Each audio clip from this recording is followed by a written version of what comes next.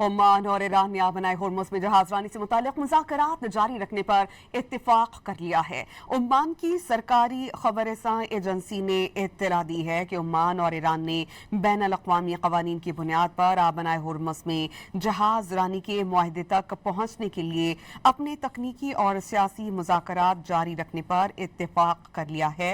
अब्बास इराक़ची ने अपने Telegram channel पर लिखा कि दोनों ममालिक ने इस्लामाबाद मुफ़ाहमती याददाश्त की शिक़ 5 के मुताबिक आबनाए होर्मुज़ के जरिए बहरी जहाज़ों के महफूज गुजरने के लिए मुनासिब तरीक़ाकार पर ख़यालात का तबादला किया है।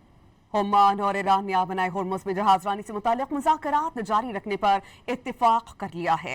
ओमान की सरकारी ख़बरसां एजेंसी ने इत्तला दी है कि ओमान और ईरान ने बैनुल-अक़वामी क़वानीन की बुनियाद पर आबनाए होर्मुज़ में जहाज़रानी के मुआहदे तक पहुँचने के लिए अपने तकनीकी और सियासी मुज़ाकरात जारी रखने पर इत्तिफ़ाक़ कर लिया है। अब्बास इराक़ची ने अपने टेलीग्राम चैनल पर लिखा कि दोनों ममालिक ने इस्लामाबाद मुफ़ाहमती याददाश्त की शिक़ 5 के मुताबिक आबनाए होर्मुज़ के जरिए बहरी जहाज़ों के महफूज गुजरने के लिए मुनासिब तरीक़ाकार पर ख़यालात का तबादला किया है।